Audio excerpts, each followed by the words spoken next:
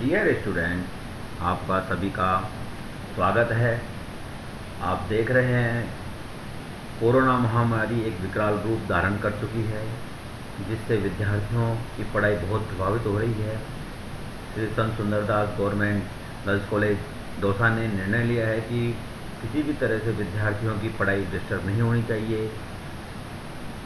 इस कड़ी में उन्होंने ई क्लास का ऑप्शन चुना है, जिससे बच्चे या विद्यार्थी अपनी पढ़ाई को चालू रख सके। आज हम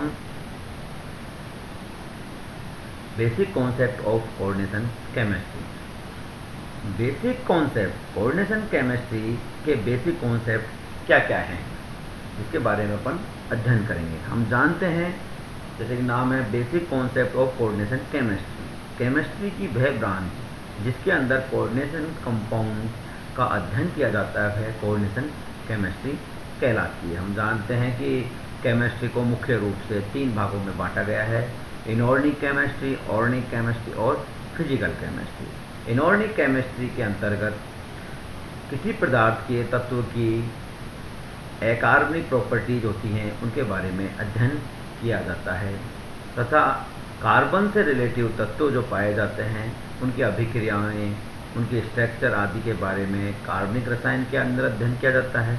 किसी तत्व की भौतिक अवस्था, ताप, दाब, वाष्प, उन्नयन, जो फिजिकल प्रॉपर्टीज होती हैं उनके बारे में अध्ययन फिजिकल केमिस्ट्री के अंदर किया जाता है। ये मुख्य रूप से 3 प्रकार की केमिस्ट्री ही पाई जाती हैं, लेकिन इनकी सब ब्रांच बहुत सारी होती हैं। जैसे इंडस्ट्रियल केमिस्ट्री, इंडस्ट्रियल केमिस्ट्री के अंतर्गत हम चाहते हैं इंडस्ट्री के अंदर जो इंडस्ट्री लगाई जाती है उसके अंदर किस किस तरह के केमिकल यूज होते हैं, किस किस तरह का प्रोसेस होता है, वो इंडस्ट्रियल केमिस्ट्री में। Analytical chemistry, medicine chemistry, polymer chemistry और उसी तरह न्यूक्लियर केमिस्ट्री, उसी तरह से कोऑर्डिनेशन केमिस्ट्री। जैसा ही कि नाम से ही विदित है, कोऑर्डिनेशन, कोऑर्डिनेशन का मतलब होता है समन्वय, मतलब कोऑर्डिनेशन किसी 2 का एक साथ जुड़ना। इस कोऑर्डिनेशन केमिस्ट्री के अंदर अपन मेटल और लिगेंड दोनों किस प्रकार से जुड़ते हैं और जो कंपाउंड बनाते हैं उसी को ही कोऑर्डिनेशन कंपाउंड कहते हैं। उसकी अभिक्रियाओं, उसकी क्रियाशीलता, स्ट्रक्चर आदि की प्रॉपर्टीज के बारे में अपन अध्ययन करेंगे।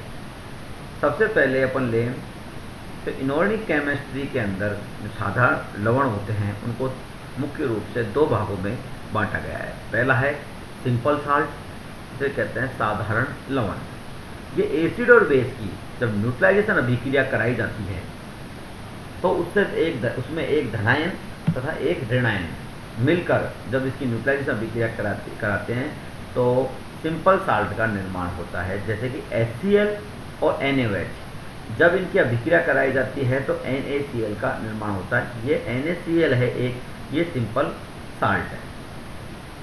जब इसको पानी के अंदर डिजोल्व किया जाता है, जब NaCl को जल के अंदर डिजोल्व किया जाता है तो अपने आयनों के अंदर विभक्त हो जाते हैं, जैसे Na+ आयन और Cl- आयन। ये दोनों आयन Na+ आयन व Cl- आयन अपने आयनों का परीक्षण देते हैं। दूसरा है डबल साल्ट, जिसको मॉलिक्यूल या आणविक साल्ट भी कहा जाता है, योगात्मक या आणविक यौगिक भी कहा जाता है।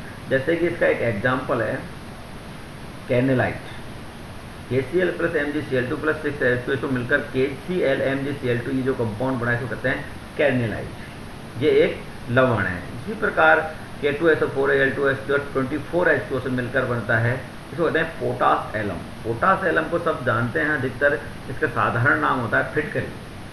फिर डबल साल्ट, डबल साल्ट किसे कहते हैं, जब ये क्रिस्टलीय अवस्था में, ये दिक अवस्था में रहता है, परंतु इसको जब जल के अंदर इसको डिजोल्व किया जाता है तो ये अपने आयनों में विभक्त हो जाते हैं। इसी प्रकार जलीय विलयन में अपने आयनों का परीक्षण देते हैं और अपनी पहचान खो देते हैं। अभी अपन ने देखा कि सिंपल साल्ट के अंदर Na+ और Cl- के अंदर विभक्त हुआ, तो Na का भी टेस्ट दे रहे थे और Cl का भी टेस्ट दे रहे थे। तो उनसे NaCl 2 भागों में विभक्त होते तो पता चलता है कि NaCl के ही टुकड़े हैं, तो वो अपनी पहचान बनाए रख रहे हैं। लेकिन इसके अंदर डबल साल्ट के अंदर क्या होता है, जैसे पोटास एलम है, the chemical test of K+ ion, Al+3 और सल्फेट आयन, ये अपने सभी आयनों का टेस्ट देते हैं और अपनी पहचान बिल्कुल ही खो देते हैं।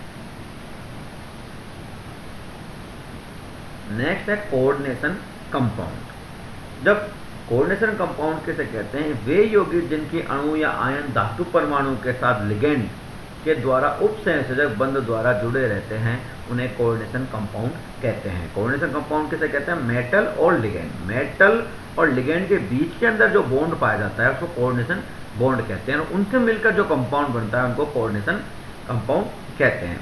जब इन यौगिकों को वाटर के अंदर डिसोल्व किया जाता है, पूर्ण रूप से ये आयनित नहीं होते हैं और अपने सभी आयनों का परीक्षण नहीं देते हैं। इस प्रकार जलीय विलयन में अपनी पहचान बनाए रखते हैं। अपन देखा पर डबल साल्ट के अंदर पोटास एलम था, वो अपने सभी आयनों के अंदर विभक्त हो गया था, जबकि ये पूर्ण रूप से आयनित नहीं होते हैं तथा अपने सभी आयनों का टेस्ट नहीं देते हैं। जिसका एग्जाम्पल है K4FeCN6 को जल में विलय करने पर पोटेशियम फेरोसाइनाइड, K4FeCN6 को कहते हैं पोटेशियम फेरोसाइनाइड। इसको जल में विलय करने पर अब करने में और साइनाइड आयनों का परीक्षण नहीं देता है, परंतु K+ आयनों का परीक्षण देता है। हम देखते हैं पोटेशियम फेरोसाइनाइड का अपन अगर जलीय विलयन के अंदर अपन इसको विलय करें तो ये साइनाइड आयनों का परीक्षण तो नहीं देता है, लेकिन K+ आयनों का परीक्षण देता है। जैसे कि अभिक्रिया में देखा है K4FeCN6, तो K+ तो FeCN6, ये K+ का टेस्ट देगा और FeCN6 का टेस्ट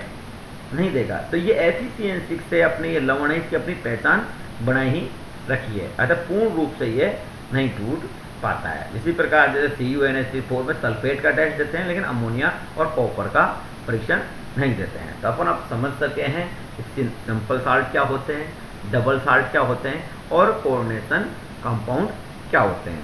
अपन नेक्स्ट अध्याय में पढ़ेंगे इनकी टर्मिनोलॉजी, जो कोऑर्डिनेशन केमिस्ट्री में अंदर पढ़ेंगे अपन, तो सामान्य रूप से किन किन चीज़ों का उपयोग होगा, जैसे कि inner sphere, ionisation sphere, outer sphere, oxidation state, coordination number and isomerism. इनकी बेसिक जो टर्मिनोलॉजी है उसके बारे में अध्ययन करेंगे। Types of metals, types of ligands, इनका अपन अध्ययन करेंगे।